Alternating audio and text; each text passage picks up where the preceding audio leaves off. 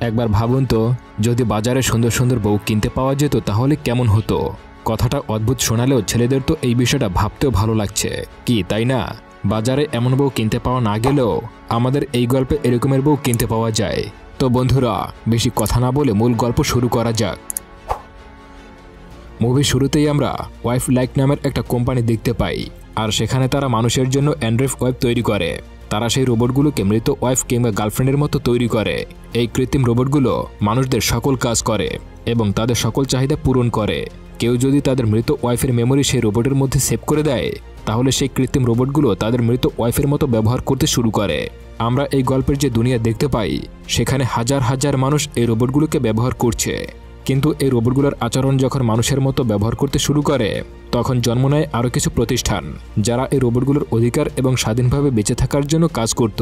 অথবা যেটাকে আমরা বলি, মানুষের জন্য যেমন মানবাধিকার, তেমনি রোবটের জন্য রয়েছে রোবোটিক অধিকার সংগঠন। আর এই রোবট অধিকার সংগঠনগুলো ছিল যারা রোবটদেরকে কিডন্যাপ করে নতুন করে রিপ্রোগ্রাম করত। তারা সেই রোবটগুলোকে স্বাভাবিকভাবে বেঁচে থাকার জন্য মুক্ত করে দিত। এই রকমের একটা সংগঠন ছিল যার নাম ছিল স্কয়ার। এর জন্য স্কয়ার কোম্পানিকে টিকা দেওয়ার জন্য ওয়াইফ লাইক কোম্পানি তাদের কিডন্যাপ হওয়া রোবটগুলোকে খুঁজে বের করে আনার জন্য কিছু রিকভারি এজেন্টদের কোম্পানিতে নিয়োগ দেয়। তাদের কাজ হলো সেই কিডন্যাপ হওয়া রোবটগুলোকে ফিরিয়ে এনে আবার রিকভারি করে কোম্পানির জন্য নতুন করে বিক্রি করা। আর তাদের মধ্যে একজন ছিল উইলিয়াম। সে ছিল খুবই দক্ষ। আজ পর্যন্ত সে অনেকগুলো রোবটকে রিকভারি করে ফিরিয়ে এনেছে। আর তার এই কাজে খুশি হয়ে উইলিয়ামের মৃত স্ত্রীর মতো দেখতে একটা রোবট তাকে গিফট করে।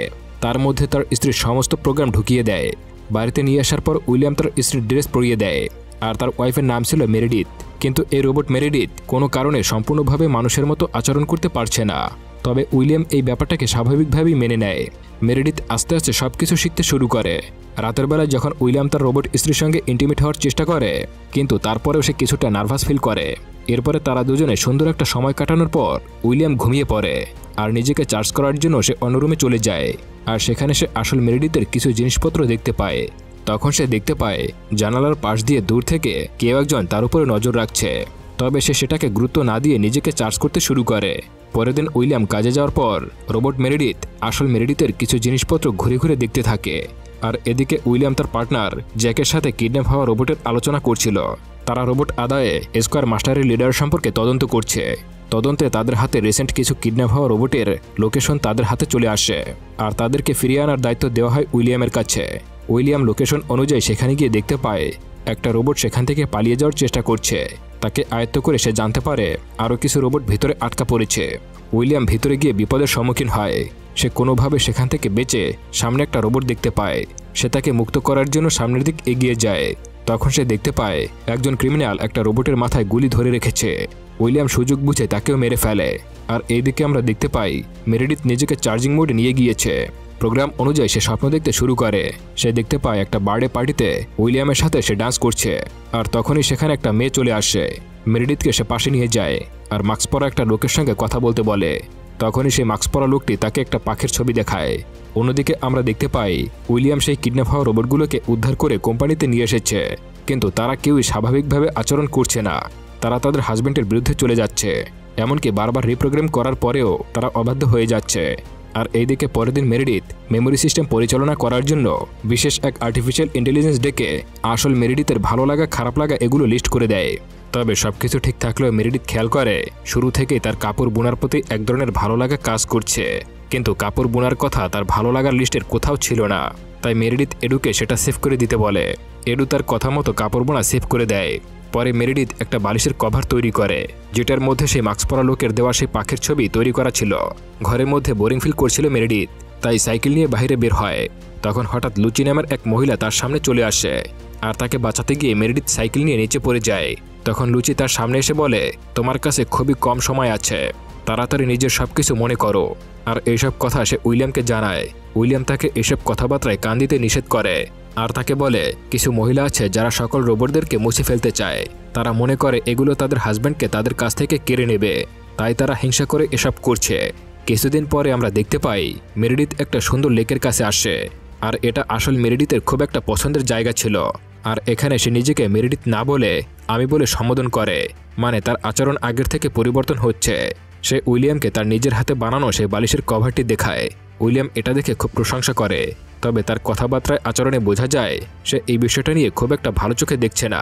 এরপরে রোবট মেরিডিথ উইলিয়ামকে জিজ্ঞাসা করে কেন এই লেকটি তার আসল ওয়াইফের খুব পছন্দের জায়গা ছিল। তখন উইলিয়াম তাকে বলে এই স্থানে তাদের প্রথম দেখা হয়েছিল। এরপরে সে তার মেমোরিতে দেখা হওয়ার ঘটনাগুলো খুঁজে বের করতে থাকে। ঘটনার মধ্যে সে উইলিয়ামকে কোথাও দেখতে পায় না। রাতের বেলা মেরিডিথ আসল মেরিডিথের কিছু ডায়েরি পড়তে শুরু করে, যেখানে তার ভালোবাসা এবং আনন্দদায়ক মুহূর্ত লিখে রেখেছে, যার কারণে সে খুবই ইমোশনাল হয়ে পড়ে এবং সে সেলফ মুড অন করার চেষ্টা করে, কিন্তু অদ্ভুতভাবে সেটা কাজ করে না, যার কারণে সে ড্রিম মুড অন করে আবারও সেই ইডুর সঙ্গে কথা বলতে শুরু করে। আর এই ইডু এটাও বুঝতে পারে না যে কেন তার মেমোরির মধ্যে অনেকগুলো মেমোরি লক করা রয়েছে, কোনোভাবেই সেগুলো খোলা যাচ্ছে না। মেরিডিথের কথায় ইডু তার মেমোরির সবকিছু খুঁজতে থাকে এবং একটা মেমোরি আনলক করা দেখতে পায়, যেখানে মেরিডিথ একইভাবে বেঞ্চে বসা ছিল আর সেখানে একজন ব্যক্তি এসে তাকে ডাক দেয়। আর সে দেখতে পায় এটা উইলিয়াম ছিল না, আর সে ছিল সেই মাস্ক পরা লোকটা। আর সেই সময় উইলিয়াম এসে তাকে জাগিয়ে তোলে। তার সাথে কথা বলে উইলিয়াম সেই হাতের তৈরি বালিশের কভারটি ডাস্টবিনে ফেলে দেয়। আসলে এখানে হয়তো কোনো একটা রহস্য লুকিয়ে আছে। তো যাই হোক, সেটা আমরা সামনেই জানতে পারবো। পরবর্তী সিনে আমরা দেখতে পাই মেরিডিথ আরও কিছু স্বপ্ন দেখে, যেখানে সে তার প্রেমিকের সঙ্গে খুব সুন্দর সময় কাটাচ্ছে, কিন্তু সে তার প্রেমিকের চেহারা কিছুতেই দেখতে পাচ্ছে না। উইলিয়াম কোথায়? এখানে তো উইলিয়ামের থাকার কথা।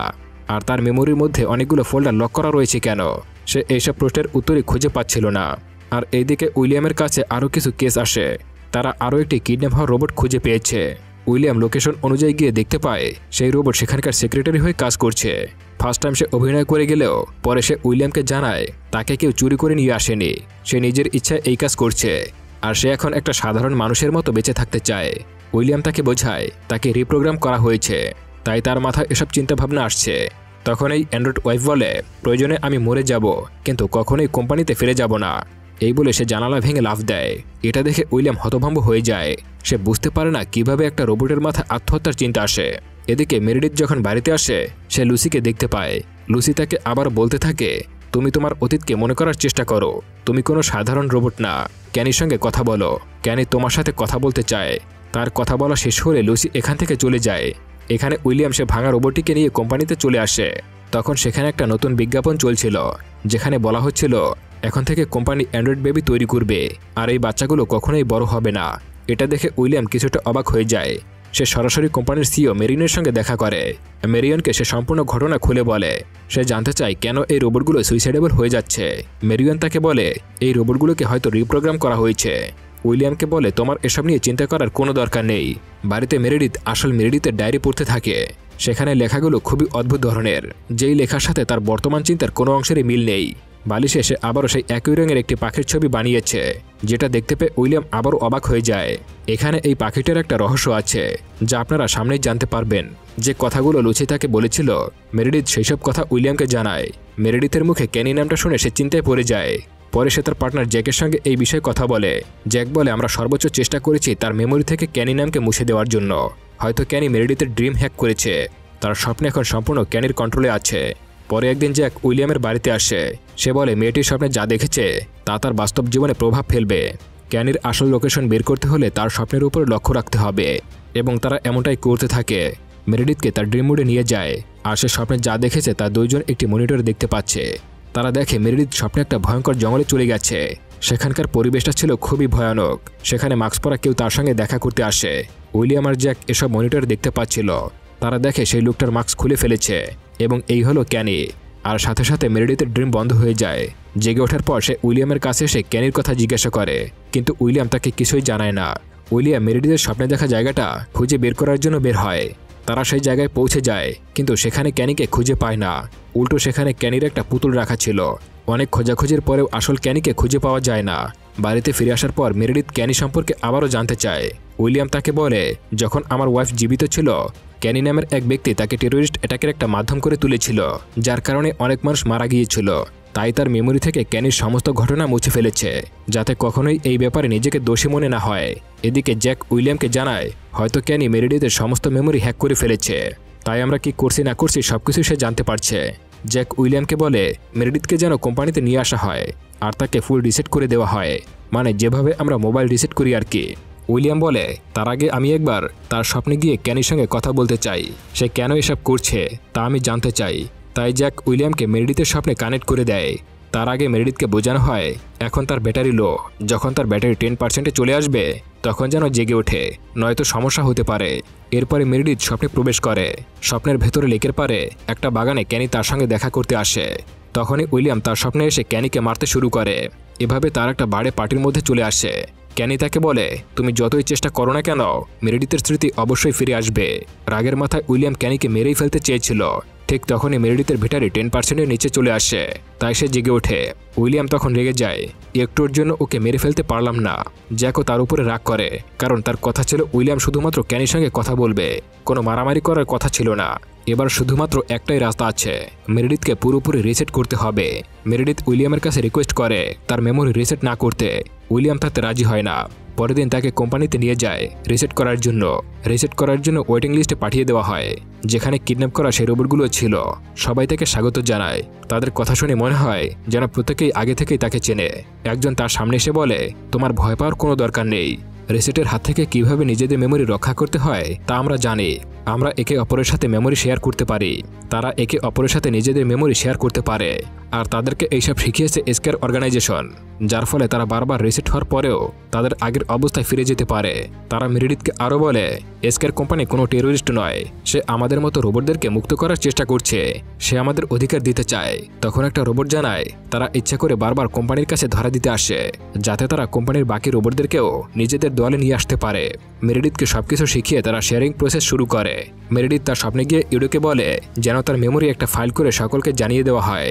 ইডো ঠিক তাই করে। এরপরে তাকে রিসেট করে দেওয়া হয়। লুসি গিয়ে জ্যাকের রোবট ওয়াইফের কাছে একটা পেন ড্রাইভ দেয় এবং এটা জ্যাককে দিতে বলে। এদিকে রিসেট করে যখন বাড়িতে নিয়ে আসা হয় তখন সে একটা নতুন রোবটের মতো আচরণ করতে শুরু করে, কিন্তু তার মধ্যে সেই আগের মেমোরি এখনও আছে। কিছুক্ষণ পরে সেখানে জ্যাক চলে আসে। উইলিয়ামকে একটা ফাইল দিয়ে বলে, আমি এখন সবকিছু বুঝতে পেরেছি। মেরিডিথ আসলে কখনোই তোমার ওয়াইফ ছিল না। মেরিডিথের বয়ফ্রেন্ডকে মেরে তুমি মেরিডিথকে জোর করে বিয়ে করেছিলে। সমস্ত সত্যি কথা সামনে আসার পর জ্যাক তাকে অ্যারেস্ট করতে চায়, তাই উইলিয়াম তাকে সেখানেই গুলি করে দেয়। সমস্ত ঘটনায় মেরিডিথ পেছন থেকে দেখছিল। সে সামনে এসে উইলিয়ামকে বলে, আমিও সবকিছু জানি। আর মেরিডিথের কথা সবকিছু ক্লিয়ার হয়ে যায়। আসলে মেরিডিথ উইলিয়ামের বউ ছিল না। একদিন উইলিয়ামের বাসায় একটা ক্যাম্পেইনের প্রমোশনের জন্য এসেছিল। তাকে দেখে উইলিয়ামের ভালো লেগে যায়, কিন্তু তার তখন বয়ফ্রেন্ড ছিল, আর সেই বয়ফ্রেন্ডই ছিল ক্যানি। মেরিডিথকে পাওয়ার জন্য সে একটা ভুয়া খবর ছড়ায় যে ক্যানি নাকি তাদের কোম্পানি থেকে অ্যান্ড্রয়েড ওয়াইফ মেরিডিথকে চুরি করেছে। মেরিডিথকে সে আসল অ্যান্ড্রয়েড ওয়াইফ বানিয়ে ক্যানিকে মেরে ফেলে। তার গলায় উইলিয়াম শক দেওয়ার জন্য একটা সিস্টেম লাগিয়ে দেয়, যার কারণে মেরিডিথ বাধ্য হয়ে তাকে বিয়ে করে। বউ হয়েও সে কখনোই উইলিয়ামের সঙ্গে ভালো আচরণ করে না। মেরিডিথ সবসময় উইলিয়ামকে ঘৃণা করত, তাই উইলিয়াম একদিন তাকে বালিশ চাপা দিয়ে মেরে ফেলে। আর সেই বালিশেই একটা লাল পাখির ছবি আঁকা ছিল, আর এটা ছিল সেই লাল পাখির রহস্য। যেহেতু মেরিডিথ অল্প কিছুদিনের জন্য উইলিয়ামের ওয়াইফ ছিল, তাই সে কোম্পানিকে দেখিয়ে মেরিডিথের মতোই একটা রোবট বানায়।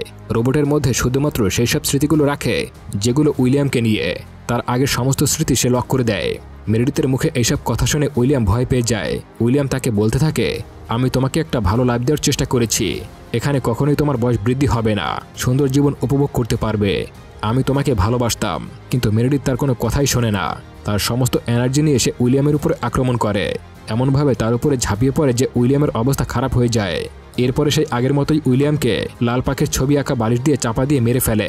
উইলিয়াম যেভাবে তার ওয়াইফকে মেরে ফেলেছিল, আর তার হাতে থাকা ওয়েডিং রিংটি খুলে বালিশের উপরে রেখে দেয়। অন্যদিকে মেরিডিথ লুচির সঙ্গে এসকের অর্গানাইজেশনে যোগ দেয়। সে সকলকে কথা দেয় যে এখন থেকে আর কাউকে রিসেট করা হবে না। এদিকে ওয়াইফলাইফ কোম্পানির উইলিয়ামের মৃত্যুর পর তার মতোই একটা রোবট বানায়, আর উইলিয়ামের সমস্ত মেমোরি তার মধ্যে দিয়ে দেওয়া হয়। উইলিয়াম রোবট হয়ে মেরিডিথকে ধরার চেষ্টা করে। মেরিডিথ ভাবে আমিও রেডি আছি, আর এখানেই মুভিটা শেষ হয়ে যায়। তো বন্ধুরা, যদি সত্যি ফিরিয়ে আনা যেত তাহলে কাকে ফিরিয়ে আনতেন অবশ্যই কমেন্ট করে জানাবেন। আর এতক্ষণ ধরে ভিডিওটি দেখার জন্য অসংখ্য ধন্যবাদ।